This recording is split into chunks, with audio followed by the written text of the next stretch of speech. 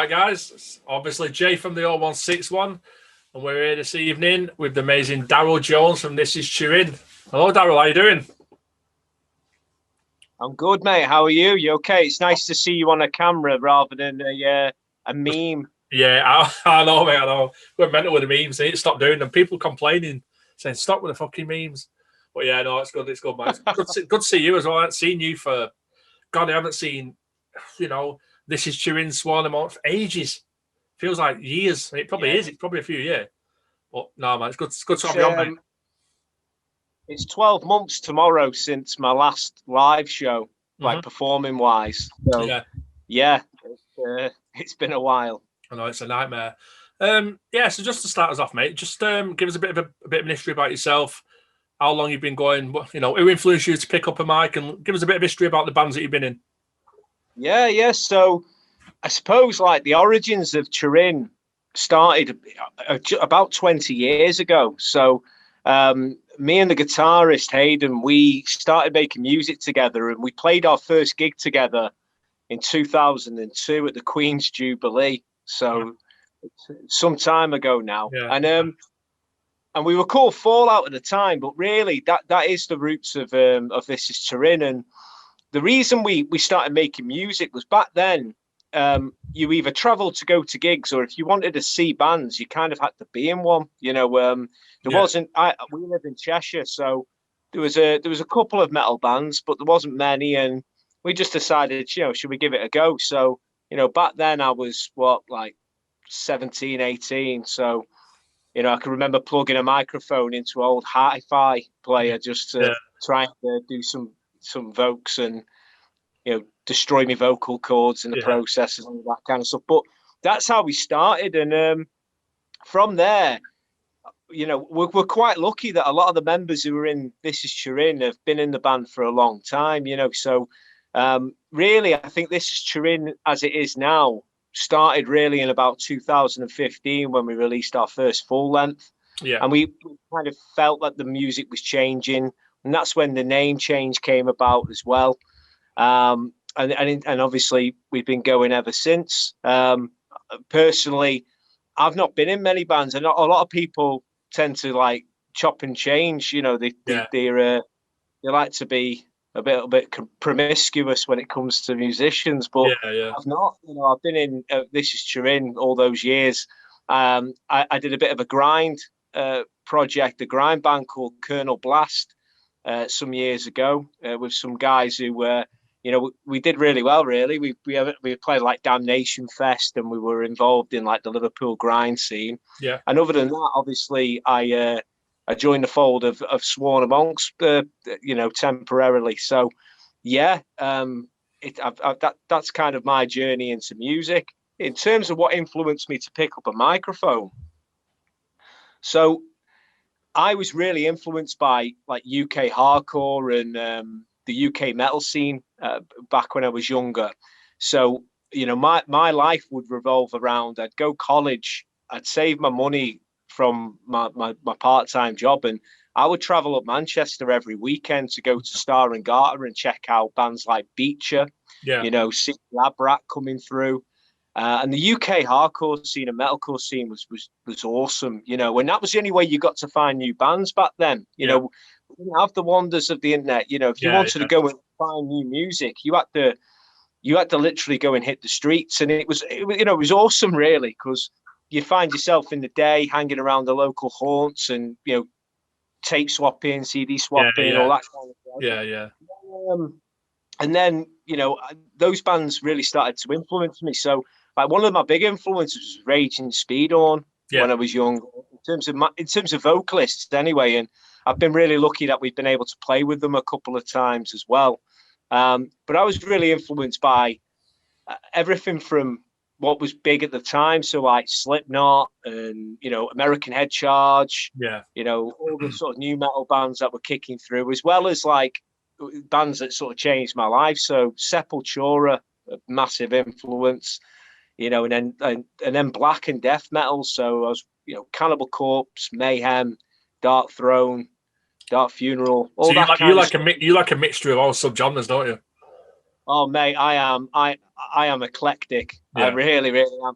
I've said a number of times it can't be all blast beats and breakdowns. You know, I one day, you know, like just before I came in here, I was listening to Diplo. You know, I listened to anything from Scouse House and you know, and Gabba through to, you know, really ambient stuff as well. So I do. I like a lot of subgenres, and I think if it's good, it's good. You know, and I think I can see that the whole metal scene is actually more open to that now than it ever has been. Well, than it has been for a long time anyway.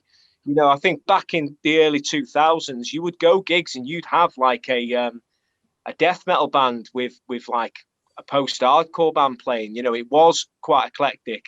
I could even remember in Manchester seeing the Coral with Raging Speedhorn, and I think headliner was Lost Prophets. Right. Yeah. Bloody hell. Yeah. What happened to them? Oh yeah. No. Yeah.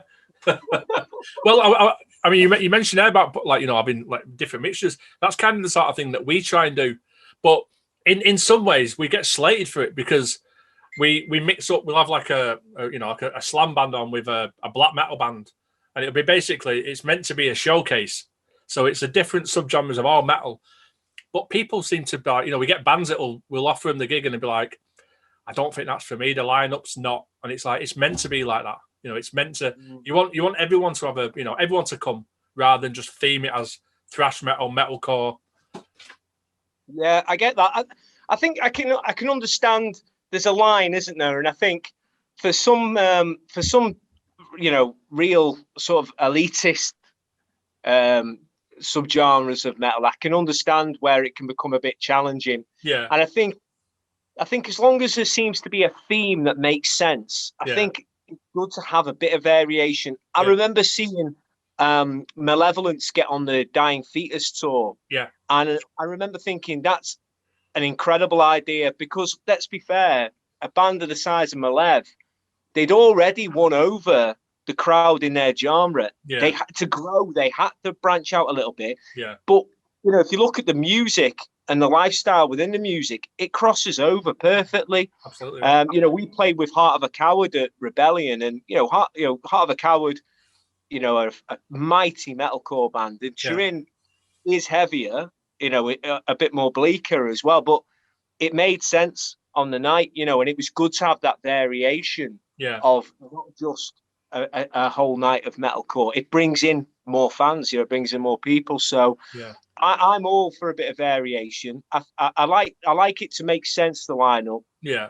But if I'm not, look, you know, if I'm stood there, I've been to festivals like Obscene Extreme, which are amazing festivals, but after a few days of blast beats, it does start to grate just slightly, you know. So it's good to have a little bit of a bit of dynamics in the lineup, especially a city like Manchester, which is really varied. Where, you know, you guys, it's as a city, it does have a varied metal sort of culture. You know, cities like Liverpool tend to be historically we're a little bit more, you know, the extreme genres and really pushing that card. But personally, I like a varied lineup. Yeah.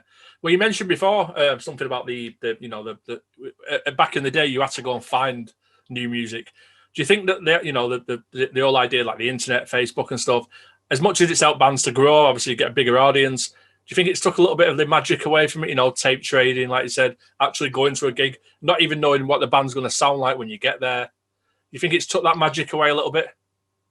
A little bit. I sound a bit of a dinosaur. Well, I think it's because an age thing. I'm the same as you. I think it's an age thing, that. It's a nostalgic thing as well. There are elements of how things worked in the past I do miss massively. You know, I really can remember little things like I remember Slipknot when they first played Manchester at the Academy. The only sense of what you were about to experience was that Welcome to the Neighborhood video that they'd done, which was like a 20-minute long video, which had some of like Surfacing Live.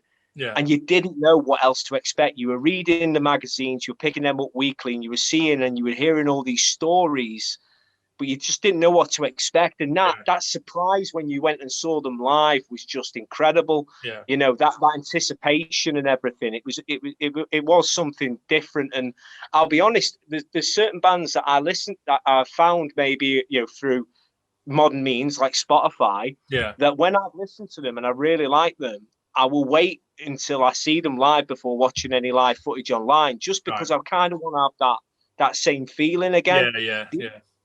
The internet has been incredible for music, and for bands, it's allowed bands to be take opportunities that they wouldn't have in the past. I'm a product of that. You know, the guys in Swarm, for example, I was able to connect with them simply by being, you know, online and the distance between us. So it opened up doors that wouldn't have been in there in the past. But I do miss that feeling of the community outside of just the internet as well. And that's why communities like yours, and the way it's not just online, but also that, you know, regular events, meeting up, you know, people swapping merch, swapping CDs, whatever it might be. That's why that's still really, really important, because it promotes people coming together as a collective at shows. There is always that risk if you just depend on your Facebook likes or your Facebook interaction. Does that actually represent what you're going to draw live? So I certainly feel a little bit nostalgic about things. I still love, you know, I'm this weird guy that when I get a vinyl or a CD, I'm sniffing the inlay. You know, that feeling of that, you know, real thing in the palm of my hands. You can't do that, can you, with a stream? You can't sniff the screen, can you? You know, sniff the screen. It just don't work, does it? Not really. No. I've seen some things on screen I'd like to sniff, but not a screen. Definitely not that. Jeremy, if you look at, obviously, I know you say you're from around Liverpool area, but if you look at, you know, is Manchester for you as a performer, is it one of the better places to perform? We're from Cheshire. And I've got, on a personal level, I've got big connections with Liverpool as a city. I spend a lot of time there, and I've got a lot of connections with Manchester. My heart and soul is in Manchester. Right. You know, I've always felt that for Turin, Manchester has been its stomping ground a little bit. Yeah. And I've always been extremely proud of the connection we've got with Manchester. I also take great pride in seeing myself as a sort of flag bearer for Manchester. I will always talk to, you know, whenever I'm lucky that I get to play all around the country and beyond, and you know, I'll always talk about Manchester, and to be fair, it doesn't matter what city you go to in the UK or outside of the UK, they will always talk about, we've heard about Manchester crowds, you know. Manchester draws better numbers than any city. It always has, it always will. Why do you think that is? I think there's a community element to it. I think the venues have been so important because of the quality of venues in Manchester as well. It's always had a bedrock of bands as well that are keeping that going a little bit. And I think it's coming back now more than ever. There was probably a period, I would say, maybe 5 or 6 years ago, where it was a little bit quieter. But it's an awesome city, and cities can be tough as well. You know, for you can be overfaced, can't you? You know,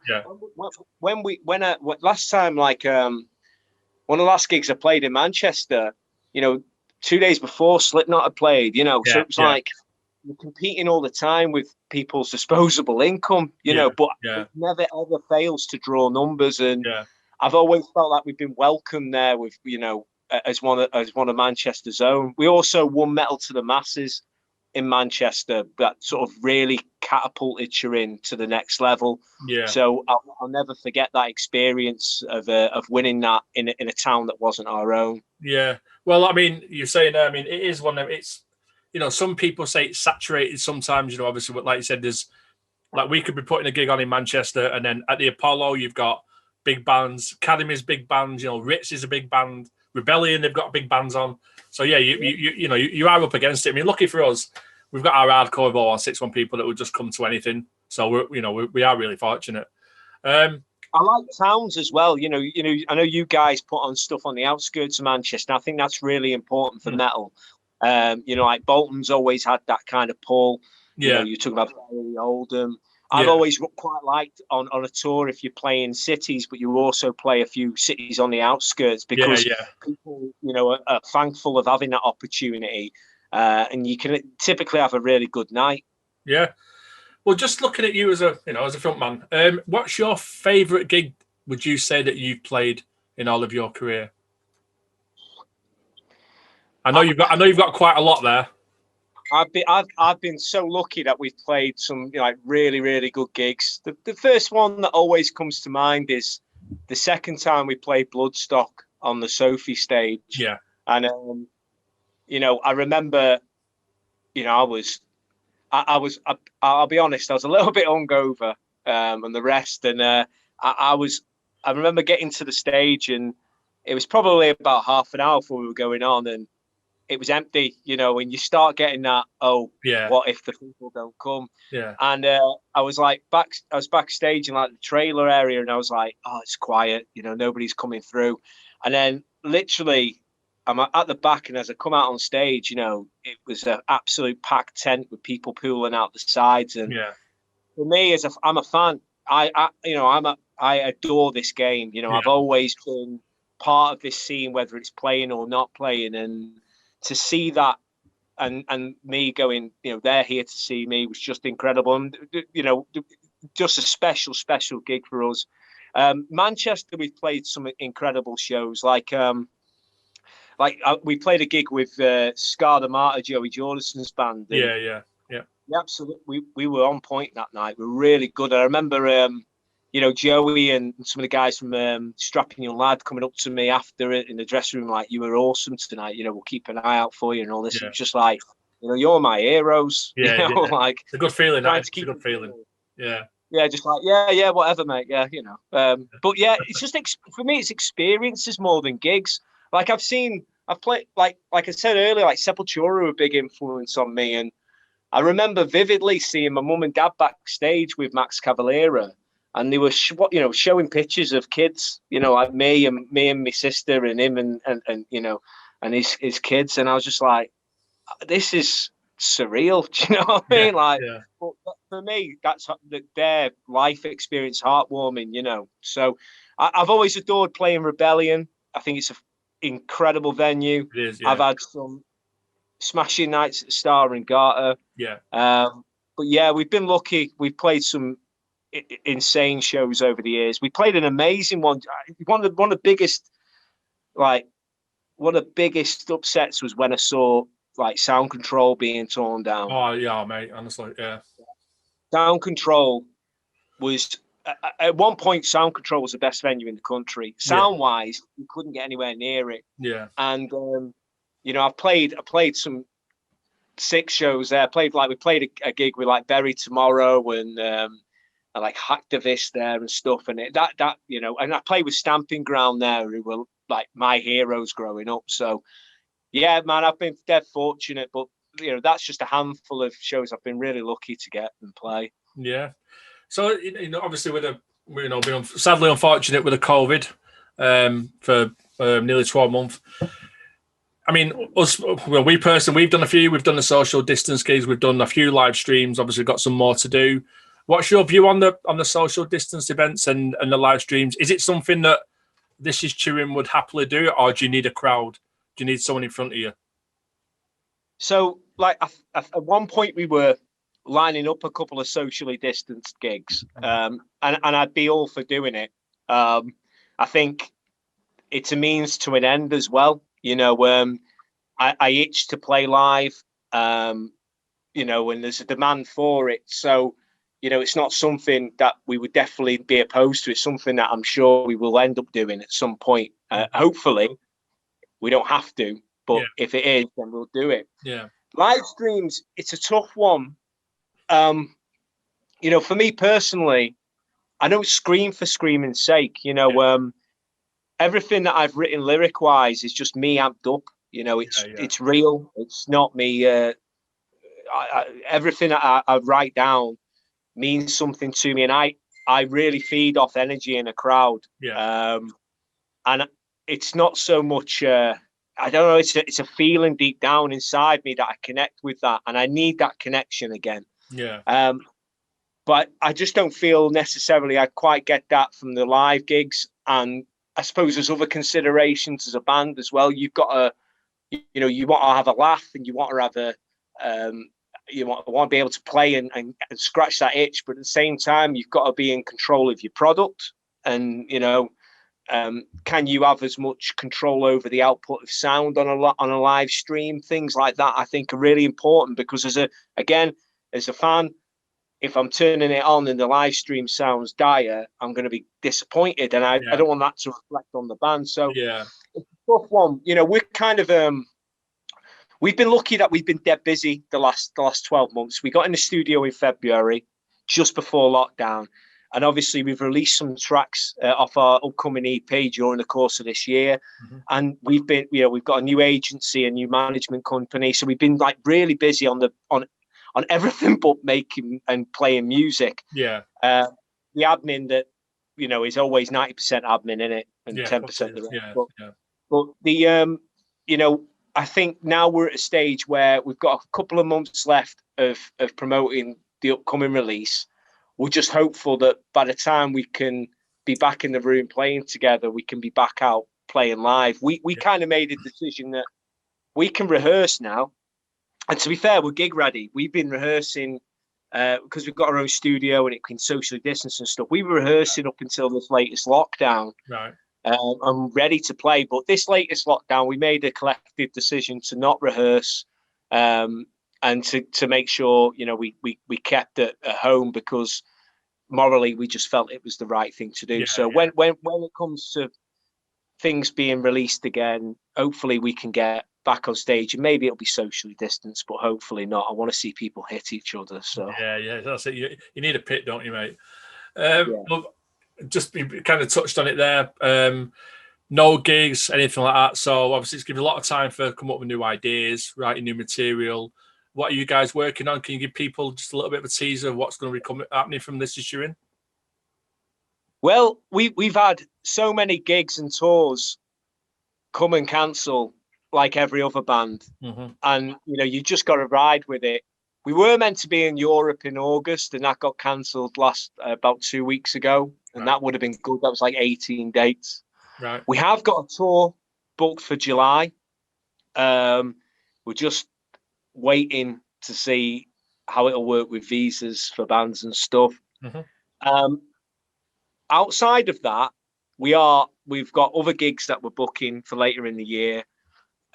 We've got one more track coming out off our upcoming EP called Excommunicate. That gets released on the 12th of February. Yeah.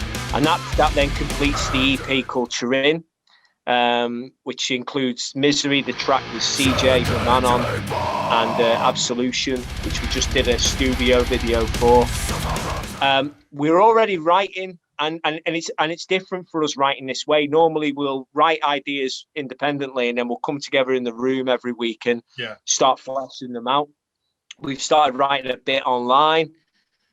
So as soon as we can get in a room and work on that, we will do, and we'll be recording straight away. We don't want to. We know we appreciate in the past we've left it a little bit too long between releases. So the final track will come out in February for that EP. We'll be back in the studio as soon as lockdown's over. So probably more likely to be March, April. We'll be back in the studio recording, and what that will look like will depend on the tours and gigs that get put out, whether or not we need to drop another couple of singles before then. Yeah, brilliant, Darryl. We're busy. Yeah, well, that's absolutely, mate. It's good. Well, I just want to appreciate, thank you again for sitting down with us, mate. Really appreciate it. No, mate, no thanks needed. Look, you guys, I think the world of what you're doing with the 0161 Collective. Mm-hmm. Like I said at the beginning of the video, when I first started going and getting into this music and it becoming like my lifeline, we had like Say It to My Face and CMH, and like Cam, Paul, everybody, they were all like really driving this scene. Yeah. And for you guys to now be that organization, alongside like Tapestry, who are really pushing the Manchester scene. Yeah. It's an incredible thing that you're doing. So I really, really appreciate it. And I, encourage anybody to get involved with your community, get involved with you. Really appreciate that, Darryl. Thank you, mate. Coming from you, that hard work's appreciated. Your hard work's really appreciated. No, thank you, mate. Really appreciate it. So just to everyone, make sure you check out This Is Turin, all the socials. Darryl, just before we go, is there anything you want to say to people? Look after yourselves, stay safe, and we'll see you soon. Darryl from This Is Turin. Cheers, mate. Take care of yourself, pal, and we'll see you soon, mate. Take care, man. Look after yourself. See you later, mate. Bye.